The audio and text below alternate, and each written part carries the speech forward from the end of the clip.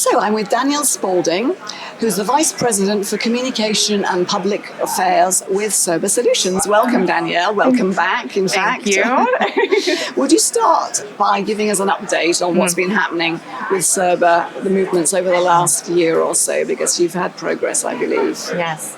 I think that it's actually been a really exciting time for Cirba Solutions because we have been expanding our operational footprint and our capabilities to really commercialize the scale of sulfate production in the United States and North America more broadly. And we're very happy to say that we're making leaps and bounds within our expansion right now domestically in the state of Ohio. But beyond that is that we're going to be one of the first to market for commercial scale sustainable content for battery materials in the States overall. And then that's a pretty phenomenal feat we're proud of. Absolutely. And what do you bring to the European market?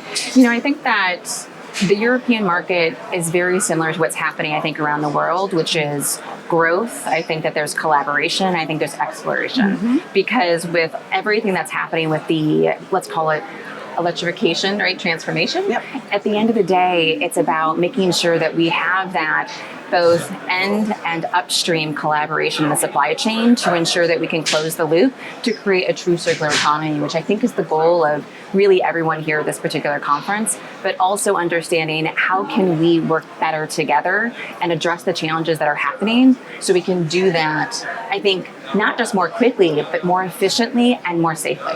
And do you think that the market is gaining pace? Oh, that's a very good question. I think that the market is variable based on the region that we're talking about. You know, we're seeing from a battery recycling perspective more maturity in, let's say, the Asian market. The Europe market overall is showing that it's got definite expansion, but they're focused on executing the projects that have been announced versus announcing more new ones. And then really in North America, I think that is the strongest growth market we find today because the EV adoption rate for example, is still growing.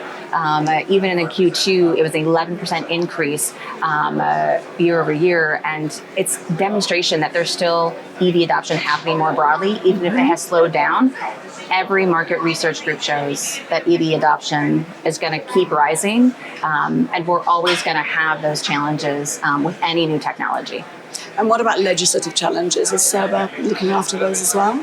So I think that we are really fortunate because we follow very much what's happening with the EU battery passport, for example, but also the Inflation Reduction Act that was passed was really monumental legislation to impact from a sustainable content requirements to happen for those in battery manufacturing and electric vehicles overall over in the US. But also there's amazing things happening in Canada. And I think that the transportation of sustainable critical materials and those materials and offtakes throughout the process is a big part of the conversation in the legislative landscape.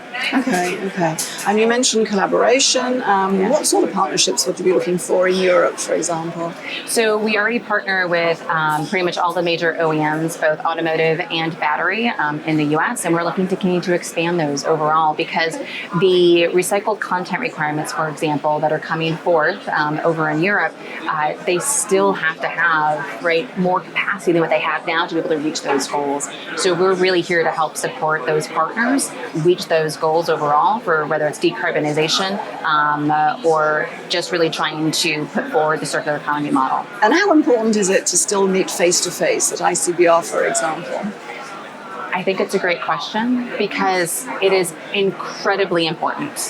Face-to-face interaction is still by far the most valuable because we can really have a more in-depth conversation that allows us to understand the intricacies that are going on. I think that in this global environment, phone calls, video chats, all of these things are phenomenal tools, but there's no replacing the understanding of someone when you're able to catch them in the hallway after you hear one of the amazing sessions going on to talk about what the impact is to either the business or the industry and how you can collaborate together to address those challenges. Okay. Well, we wish you lots of great contacts and it's really great to have you back. Thank you very much, Danielle. Thank you for having me. Thanks so much. Have a great ICBR. Thank you.